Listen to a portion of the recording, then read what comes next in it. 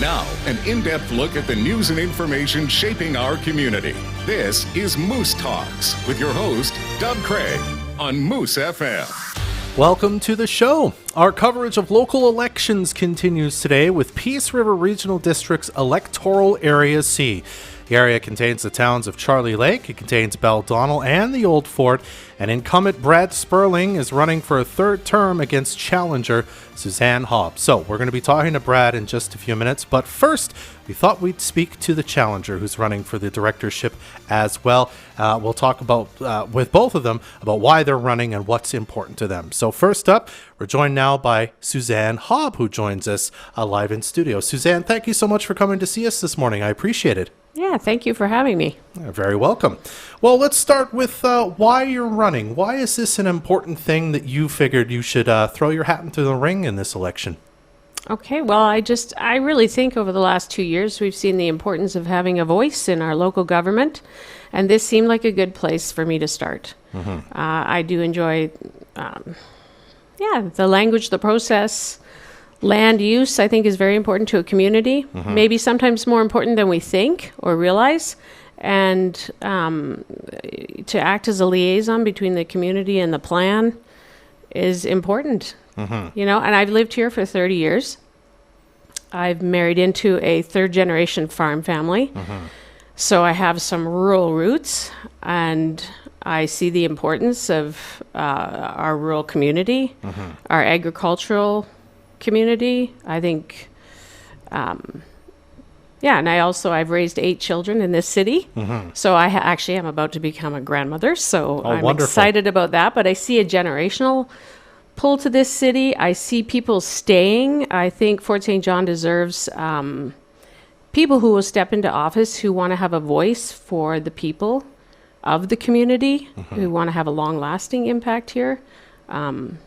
To make my community, basically to serve. That is my hope, is to serve. You kind of talked about having a voice. I wonder if there's specific issues that kind of matter to you that kind of got you into this. You know, and I think we were talking before the show, I said you're kind of running against Brad. You said, I don't think of it that way. It's more of having a more diverse kind of sort of a diverse sort of array of opinions in a race and making sure that we do that. So is that kind of what matters to you, just having other voices heard, or is there like other specific issues that you're like, we need to address this too, and I think I could be part of the solution?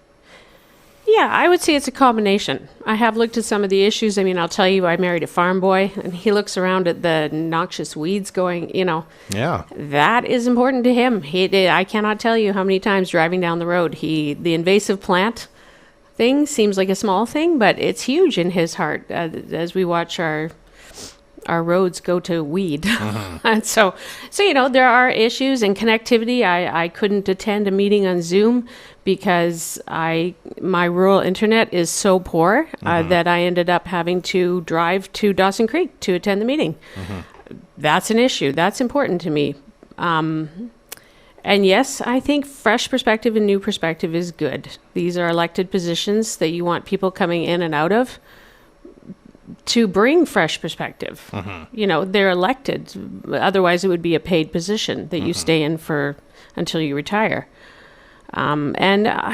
Being a woman, I think of being a woman and having a woman at the table is valuable, no more valuable than men by any means. But I do think it brings just a different perspective that I think can be healthy and good. And we're seeing more and more in that in the political spectrum. And I think it's good. I've raised 6 daughters, to go out and do great things. So I expect no less from myself. Well, we had Electoral Area B candidates on last week, and noxious weeds came up, and I'll be honest, I live in Fort St. John, so it's not even something I even considered. So clearly it's something that you think the PRRD should be spending more money on. I guess even just the awareness campaign somebody mentioned that had happened a few years ago that sort of disappeared. You'd like to see more of that again, about making sure that we're all taking care of the noxious weeds on our property, eh? Well, to be honest with you, I think food security is going to be a bigger issue in the future. We're hearing, if you're listening to any kind of information or podcasts or news feeds or off of maybe mainstream media, but you're hearing more and more about food security. And, my husband driving up the roads, he says, if you want to talk about food security, that is food security. Yeah. Those weeds, those invasive weeds, that is food security. So, yes, it's important to all of us, not just to the farmers. Okay. And also, you brought up connectivity. There's an assent question as part of the election for PRRD residents. Clearly, you're in favor of, I suppose, what the PRRD says in sort of working to make it more connective, I guess, bringing more connectivity to the area, correct? Oh, absolutely. Yes, Yeah. I do. I know fiber optic ends at the school, and I live 2 houses down from the school, and therefore I'm in an area where by evening my internet use is everybody's on, and you can hardly watch a movie, and it's terrible. So, and I think it's becoming more and more vital for people today they do so much on the internet. Yeah, and so many more things use the internet, I suppose, in our homes. Yes, your kids for school. You can even use it for doctor's appointments now. So it actually has some vital implications when you can't get on. Okay. Now, I did want to ask you about kind of one of the, probably, if not the biggest sort of news issue that's been coming up in the specifically electoral area C over the past several years is the issues in Old Fort. Of course, they've been dealing with the landslide. Mm-hmm. The road was out. That was fixed. The people were evacuated for a long time because of the issue. There was a very tense meeting with BC Hydro in July over the amount of dust and sort of how just the construction of the Site C dam is impacting residents who live in Old Fort in the area. I wonder if you could speak to what your approach to how you would work with residents in that situation would be going forward, given that you don't have any real control over BC Hydro, but you can be an advocate for the people in Old Fort who are clearly frustrated with everything that's been going on for them. Yeah, and I think that that's your most important job, is to be their advocate, possibly allow those people to come to the table and have a voice for themselves. And as far as my position on it, it's very interesting to me, and I know the PRRD, we don't get a blank check to run it right out to anybody, but it is super interesting to me that we can spend millions of our tax dollars bailing out companies like Boeing and giving CEOs millions of dollars worth of bonuses when they're in trouble, and maybe natural disasters and someone's about to lose their home, and that's the biggest asset that they have. Is that not an important issue to address as well? I think it's really important to be an advocate for people who are about to lose their home or their property, or looking at the serious devaluing of it because of big industry. Yes, I think that's a conversation that needs to be had, and someone should be advocating for them. Okay. Well, we'll get to our kind of final question here then. People listening in Area C, why should they vote for you, Suzanne? What's the biggest reason they should cast a vote for you on October 15th?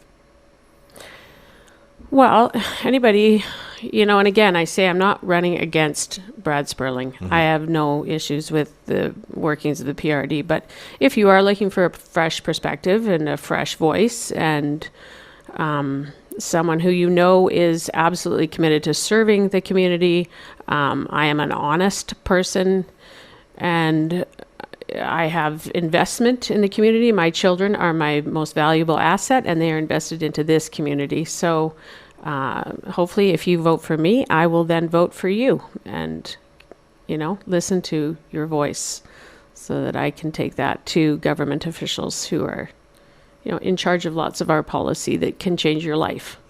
So... All right, Suzanne. Well, I really appreciate you taking a few minutes to come chat with us today. Thank you so much. Yeah, thank you for having me. You're very welcome. Okay. Again, that's Electoral Area C candidate Suzanne Haab. energeticcity.ca. Welcome back to the show. I'm Dub Craig. Now we'll talk with the other candidate running in Electoral Area C. It's the incumbent and also has been the director of the chair, of the PRRD in the past. We're joined now by Brad Sperling, who joins us live. Good morning, Brad. Welcome back to Moose Talks. Well, thanks, Dub, and thanks for doing this for the 5 rural directors candidates that are running for Area B and C. It's really appreciate this. with the lack of connectivity and Yeah. the size, it's hard for or difficult for us to get our platforms out and concerns and listen to the concerns, because a lot of the people don't have that good connectivity or Yeah. any at all at times. Yeah. Well, I appreciate you coming by and making time for us. Well, I'll ask you kind of the same questions I asked Suzanne. So, why are you running again, Brad? What's important to you as a candidate? I was born and raised here. I mean, raised a family here, lived in town most of my life, or half life. Now we live out in Charlie Lake. I think we've done some good work over the last 8 years, and there's some very important issues facing us right now. Healthcare, obviously, right across this province, and we need to keep that voice strong. I think I still have a lot to offer, and I think right now keeping a certain amount of continuity going, because the major part of our job is advocating for the issues that are coming up, whether it's healthcare, connectivity, our agricultural community that's, like you've heard, has issues with, not issues, it's actually bad, and it's mainly on our road right-of-ways, is the noxious weeds, and our rail cars. A lot of our agricultural community, I think we need to keep a certain amount of that consistency going and keep advocating.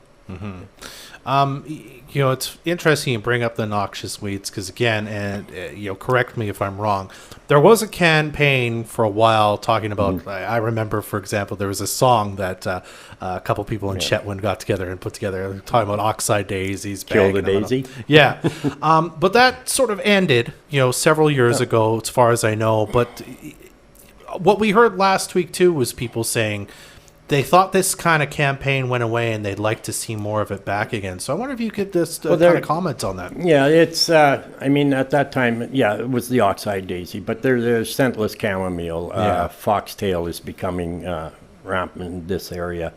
It's, the district still has an educational program out there. Maybe it's not as visual as we had the daisies on the sides of the trucks and that sort of thing. But it's really is our road right-of-ways. I mean, last week we were at UBCM and we had a meeting with the Minister of Transportation. Of course, Taylor Bridge is always there, but I focused on the rail car issues because that is within their ministry. Whether it's definitely our agricultural community, but it's also hurting our forestry issues too.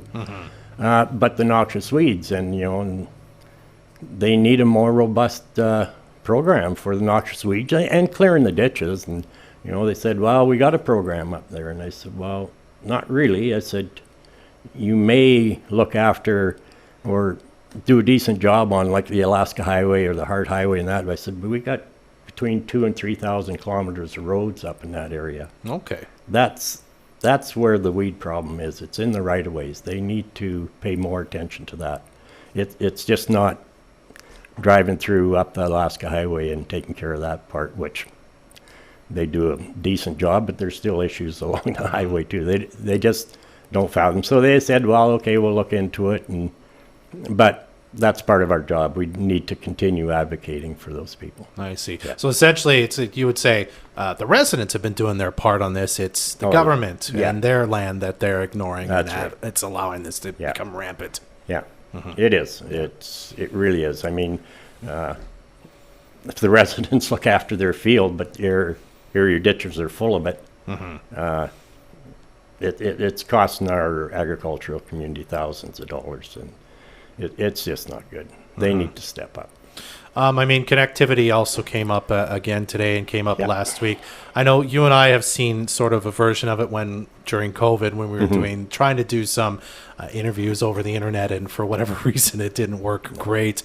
Again, this is just something I guess you just sort of have to keep advocating for, because clearly you're in favor of the assent question today. And it is. Like, there's 4 assent questions on this election. And so, I mean, you're just not electing your representative. There are 4 questions, and 3 of them are good questions, but to me, it's going to be up to the individual to look at them and say, okay, do I want this on my tax bill? Yeah. The connectivity one, we need that to pass. Yeah. Because the way it is set up right now, or the way regional districts work, you have to have a service function.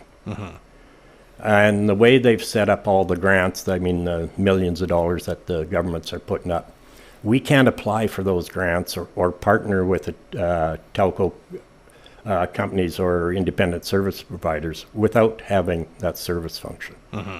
And that's why it's so important. And of course, when you say connectivity, a lot of people say, okay, Wi-Fi, you know, the Netflix thing. But to me, what's more important, and it really should be two pots of money, is our cell service. When you look at our rural areas, the people that live out in the rural areas, no cell service, no connectivity, or even for a huge portion of our residents throughout the district that work out in the field, whether it's agriculture, forestry, oil and gas, no cell service. You know, and that's, even if you're traveling, you know, it's a health and safety thing. It's an emergency thing. It's just not carrying on your daily lives. It's a health and emergency thing. And for our rural directors that live farther out, I mean, most cell service companies nowadays, you can get connectivity on them, or a certain amount. So, I mean, that is one cent question I'm really urging that people pass, because it will allow us to extend our and apply for those grants. Yeah. I wanted to make sure to bring up Old Fort, of course, because that's been a huge issue in electoral area C over the past term, really. I mean, I know you're the area's director right now, or you were anyway, and sort of you've been dealing with this and hearing residents' concerns. I just wonder, going forward, what's your approach, if anything, that changes with how you deal with this situation? Because they are frustrated, and it seems like the powers that be that could do something about some of their frustrations, at least, aren't acknowledging that it matters, or say they can't do anything about it. What's kind of your approach going forward? What do you say to those people? They're not acknowledging it. And I mean, if you look at what happened this summer, you know, when did it become right for those people to have to go down to Gate B and do a protest just to get BC Hydro to listen to them, or at least come and talk to them? I mean, the dust and the noise and everything down there, especially this year, it's horrendous. You know, after that, they had a little meeting, and I was disgusted at that meeting, the way those people were treated. And they said, okay, we're going to calcium the roads. You know, look, hey, this is July and August. That should have been done. They're responsible for doing that year round. And people have to go do a protest. We got to keep advocating. I actually have a meeting this afternoon with Chris O'Reilly, the president of BC Hydro. Those people, they know I can only go so far, and maybe they're tired of hearing from me too, but they don't want to talk to that Site C team anymore. They want someone higher up to go pay attention to them, at least listen to them. Do you think, would that be something you might discuss with the president? Like, you should do a meeting with them. That is the meeting. Yeah. That is exactly what the meeting is. I mean, we're still trying to get a CMA out of them, regionally and for Area C. We've worked with the Ministry of Energy and Mines for the last year or more. He has instructed Hydro and us to get back to the table and discuss that. But today's meeting, no, it's about Hydro ignoring the concerns of those people down there. All right, Brad. Well, we've got about a minute left, so I wonder if you could answer the same question I asked Suzanne again. Why should electoral area C residents vote for you once again for a third term? I think I've done some good work over the last 8 years. We've got some major issues coming up, of course, health, connectivity. We've built some good relationships with Victoria and some of the ministries. I mean, they don't give us blank checks or anything, but I think we need to keep that continuity here and moving forward. And I think that is the reason I'm still looking to go for one more term. All right. Well, Brad, I really appreciate you taking a few minutes to chat with us today. Thanks for being here. I appreciate what you're doing for us. This is great. No problem. All right. That's Brad Sperling, again, the incumbent candidate for electoral area C in the Peace River Regional District. We'll be right back to wrap things up here on Moose Talks right